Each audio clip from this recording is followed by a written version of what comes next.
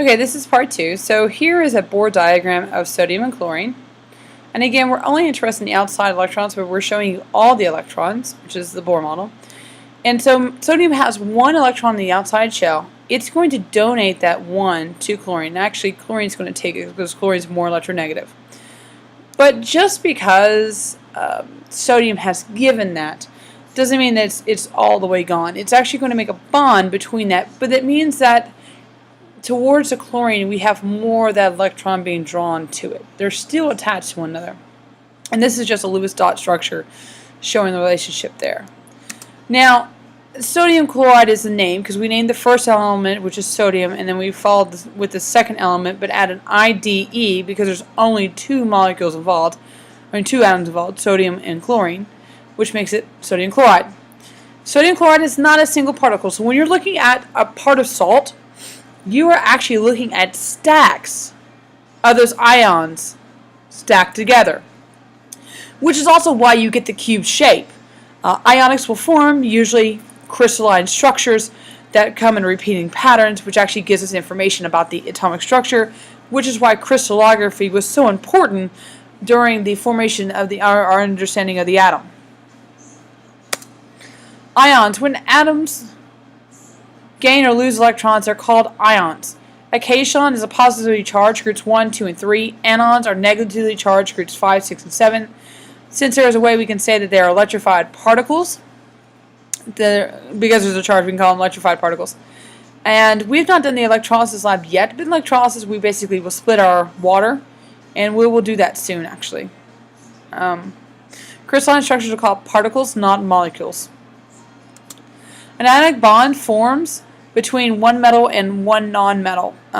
Basically, a cation and an anion come together because we need to be able to talk about polyatomics as well. Always positive and negative.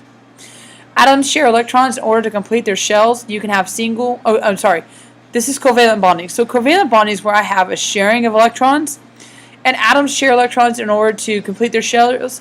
So in covalent bonding, we can end up with single, double, or even triple bonds, which is different from ionics. Ionics, we don't get that. Only in covalent bondings can I get double and triple bonds.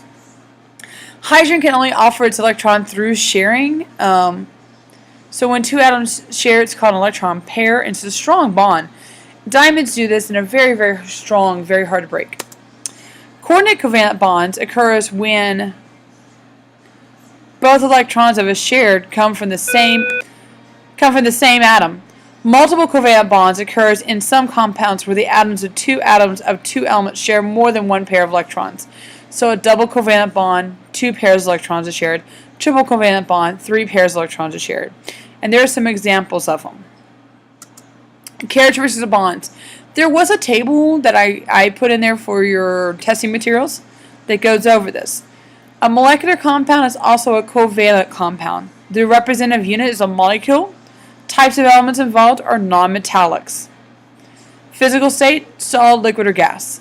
Melting point is low. Ionic compounds, the representative unit is called a formula unit. Type of elements, generally going to be metal and nonmetals. Physical state, you can count on it basically being a solid. And the melting points are actually very high for these. Polar compounds are a special kind of covalent compound which has some characteristics of ionic compound. Basically, the electrons are closer to one or the other atom. Water is a predominant example of that. You have 2 hydrogen, which are the purple ones, and an oxygen, which is the green. And the green is actually more negative than the hydrogen. So there's a more negative area where the oxygen is, a more positive area where the hydrogen is. We call that dipoles, and they are electrically unbalanced. Hydrogen bonds are weak bonds between the hydrogens. They keep molecules together, however, but these are weak bonds. You would have reviewed this during biology when you talked about DNA. Ionization are substances that have highly polar and they dissociate very regularly. Water and ammonia are like that. That's reason ammonia has such a smell to it. Metals and nonmetals have a tendency to lose electrons.